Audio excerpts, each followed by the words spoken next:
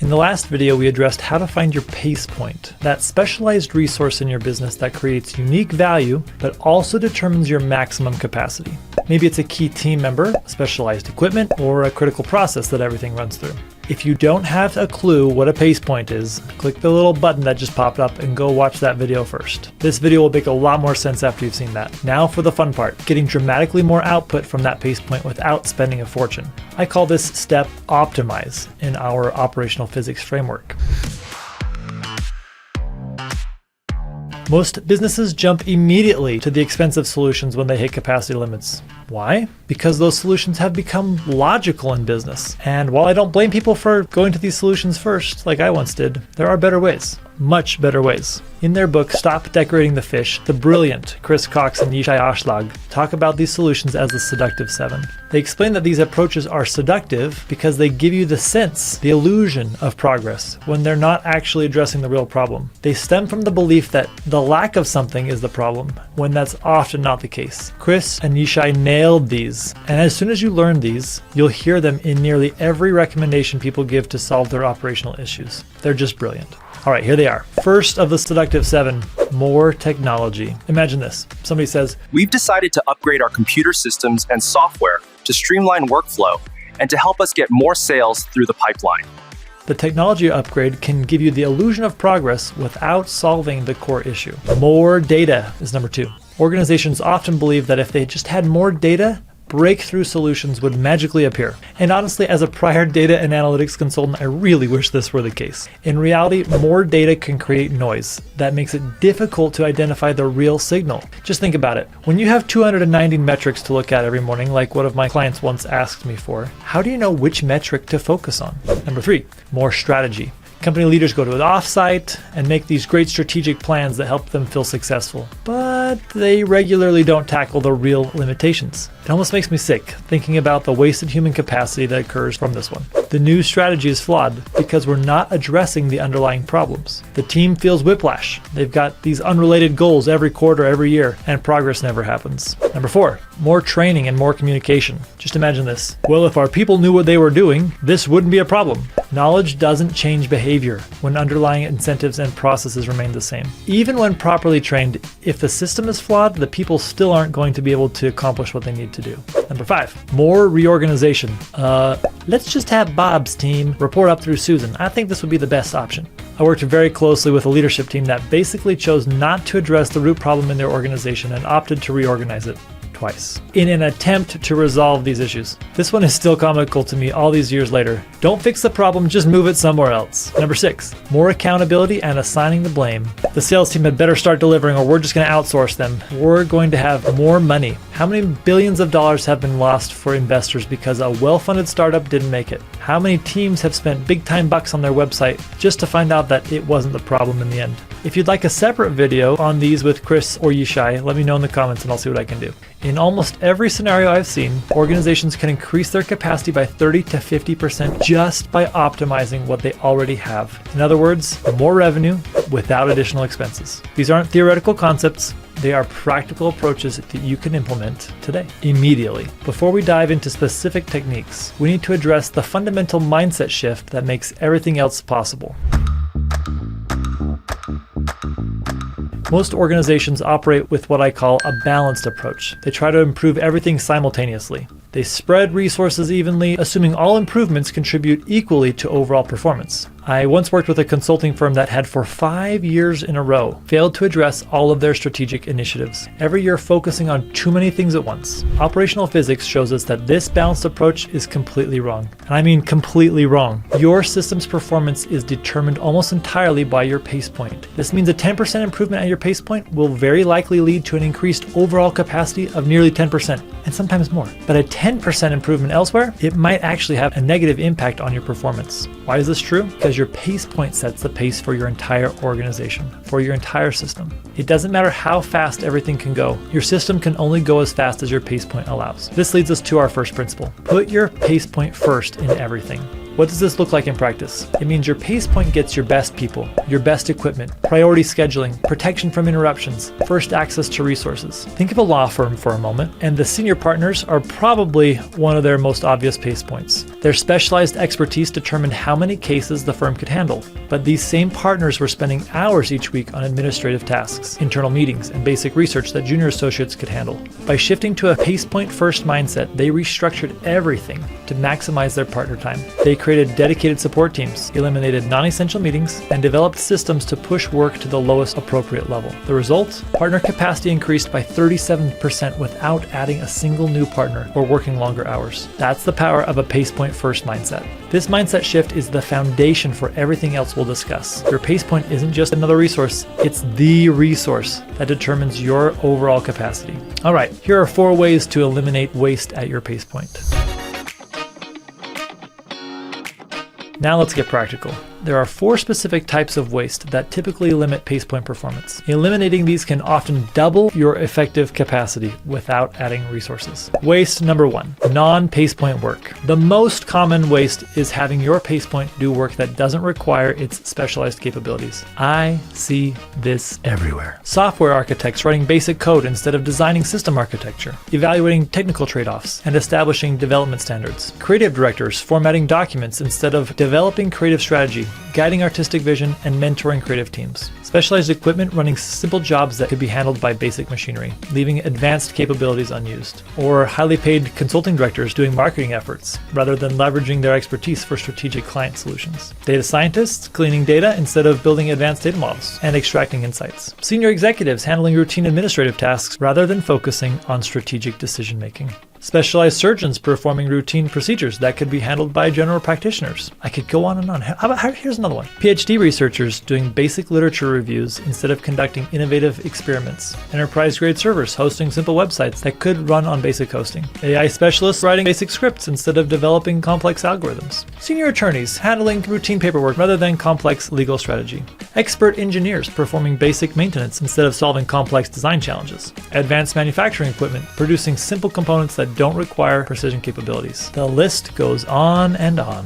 So, why does this happen? Usually because we don't think about the true cost. When your pace point does non-specialized work, you're not just wasting time, you're limiting your entire system's capacity. The fix? Ruthlessly offload anything that doesn't require the unique capabilities of your pace point. Ask yourself, what is your pace point currently doing that someone or something else could handle? What tasks are taking up valuable time that don't actually require the specialized skills that make your pace point valuable? Once you start down this path, choose to find joy in removing all of this non-pace point work instead of wallowing in how much wasted capacity you've lost. That might just get a little scary. Waste number 2, setup and transition time.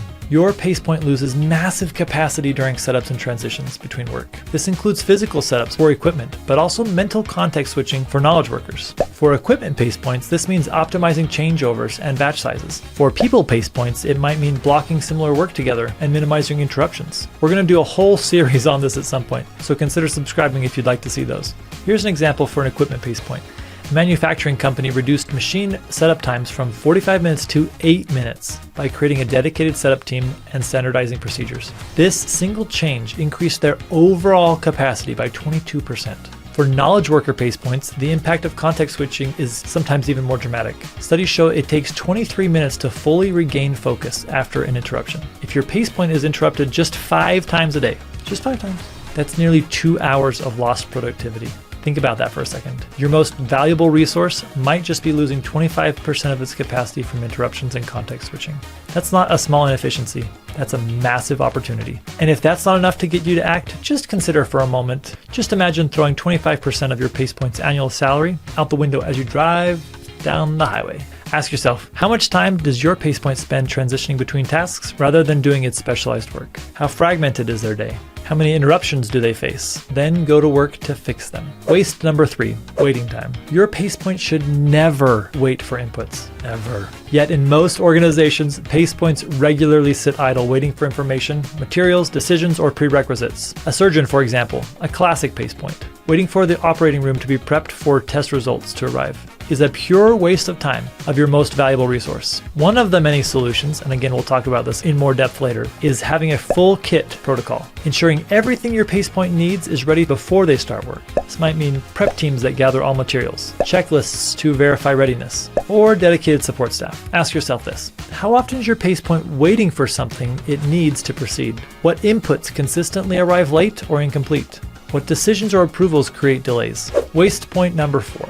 Quality issues. Rework is devastating to PacePoint capacity. When your PacePoint has redo work because of quality issues, you're effectively throwing away your most limited resource. The key is implementing quality controls before work reaches your PacePoint, not after. This means rigorous testing and input standards, pre-checks by support staff, clear specifications, feedback loops to prevent recurring issues. This is why James Clear's concept of systems not goals is so powerful in this context. As he says, you do not rise to the level of your goals, you fall to the level of your systems. If you haven't read Atomic Habits, you should seriously go check it out. It's awesome. Your quality systems determine how much rework your PacePoint will face. Ask yourself these questions. How much of your PacePoint's time is spent fixing problems or redoing work? What quality issues consistently create rework? What systems could prevent these issues before they reach your PacePoint? Now that we've identified the major wastes, let's talk about how to systematically protect your PacePoint from interruptions and distractions.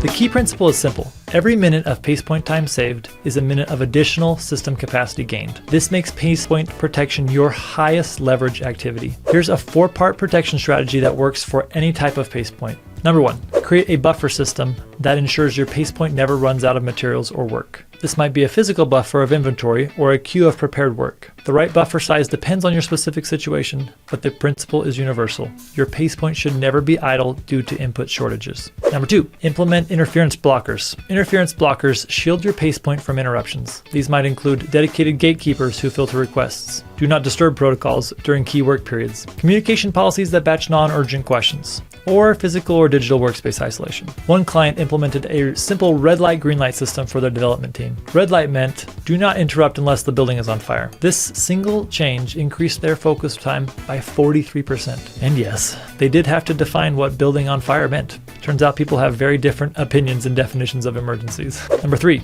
create a rapid response team. When problems do arise, they should be handled by support teams, not by your PacePoint. Rapid support teams can address issues that would otherwise pull your PacePoint away from its specialized work. A manufacturing client created a technical SWAT team that handled all machine issues, allowing their specialized operators, in their case their PacePoint, to focus exclusively on production. Number 4, develop contingency plans. What happens when your PacePoint is unavailable? Having contingency plans prevents complete system shutdown. This might include cross-training a backup resource, creating standardized work procedures, or developing temporary workarounds. A client with a specialized quality testing machine, their PacePoint, developed relationships with 2 external labs they could use if their machine went down. This prevented complete production stoppage during maintenance periods. When you align your entire organization around your PacePoint, you create a healthier, more productive system. Let's do a practical exercise to find hidden capacity in your PacePoint.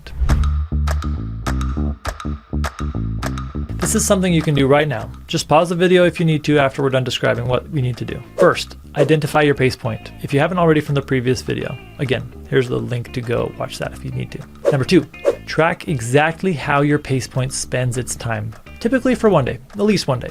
Be specific here. Break it down into 15 to 30 minute increments. Number 3, categorize each activity as one of these 3 things. Value. These are activities that directly utilize the unique capabilities of your PacePoint. Support. These are necessary activities that don't require the unique capabilities of your PacePoint. And number 3, waste. Activities that add no value and could absolutely be eliminated. Last step, calculate the current utilization ratio. So all of your value time divided by all of your total time for the day. Most organizations are pretty shocked to discover their PacePoint utilization is often below 30%. This means there's massive hidden capacity available. Step 5, for each support and waste activity, ask these questions. Could somebody else do this? Could this be eliminated entirely? Could this be done less frequently? And could this be done more efficiently? This simple exercise often identifies 30 to 50% capacity increases that can be implemented immediately. Before you invest in expensive capacity expansions, it's critical to fully optimize your existing PacePoint. In my experience, about 70% of capacity issues can be solved through the optimized strategies alone without significant additional investment. How do you know if you've fully optimized your pace point? Look for these indicators. Your pace point spends at least 80% of its time on true value activities. It never waits for inputs or prerequisites. It rarely deals with quality issues or rework. It has minimal setup and transition time. And it's protected from interruptions and distractions. Only when you've achieved these conditions should you consider more expensive capacity expansion options, which we'll cover in a future video. Optimizing your pace point is the highest leverage improvement you can make in your business. It directly increases your overall capacity without significant investment. Remember these principles. Put your pace point first in everything. Eliminate the 4 major wastes, which, if you remember, are non-pace point work, setup time, waiting time, and quality issues. Implement a comprehensive protection strategy, and then measure and improve your utilization ratio. Just for you, I've created a detailed pace point optimization tool you can download using the link in the description. It includes templates, checklists, and step-by-step guides for implementing everything we've covered today. Next time, we'll explore how to coordinate everything in your organization to support your pace point, the 3rd step in our operational physics framework. Until then, remember, optimize your pace point, and you'll start to optimize your entire business. I genuinely hope that was helpful. If you found it helpful, you can check out this video to learn some more.